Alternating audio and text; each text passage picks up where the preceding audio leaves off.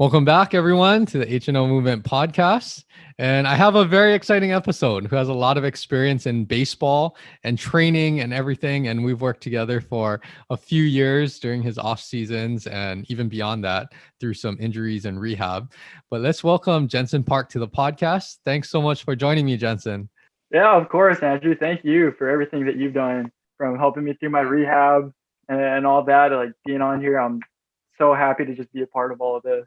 Yes, it's been a pleasure working with you. You're one of the athletes that really give 110% with everything that you're doing. Doesn't matter if it's rehab, working out, training for baseball. And you're also very, very aware as to how you've recovered and how your body moves following injuries or training. And that's something that every athlete is a little different, but I think that's one of the strengths that really help you to overcome some of the injuries that you've had. Before we get into all of the injuries, let's just start with your story. So your story growing up, I'll let you fill in a lot of the gaps, but what was it like growing up? Did you always play baseball before high school too? And share a little bit about that. So growing up, I actually played everything. My parents, when I was younger, they signed me up for like just about every sheet they could find. Like I was in almost in basketball at a point, swimming, gymnastics, like tennis was a big one. I did that for a while, and I tried a little bit of everything. Was super fortunate. I got to play in a lot of different kinds of sports leagues, and baseball was just the one that stuck. I was really kind of coming up through middle school. I was really getting into gymnastics, and it was kind of like that time battle where you got like trying to go to gym in the mid afternoon and then catching like the end of baseball practice for little league. So it got to that point where I just had to pick one, and baseball stuck. Got it. I had no idea that you were in gymnastics.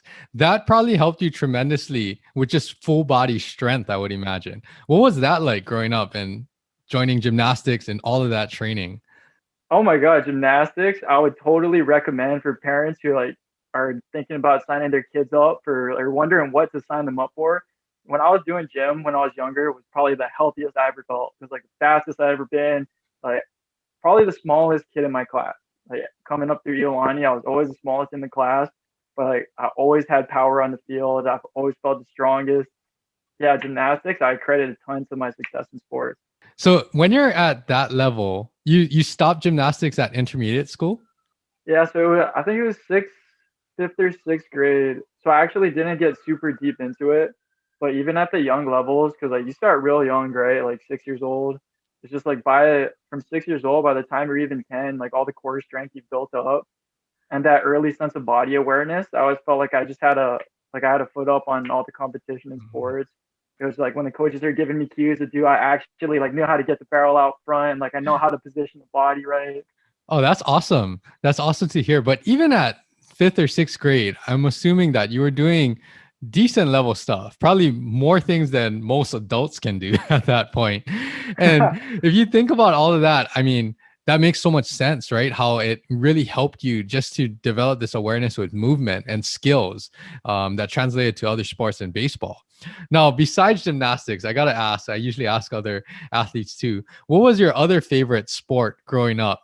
Besides baseball, of course, but what else did you really think and take a good look at? Like, hey, maybe I'm going to play this like in high school or beyond. So actually, one of the sports that I left out was surfing.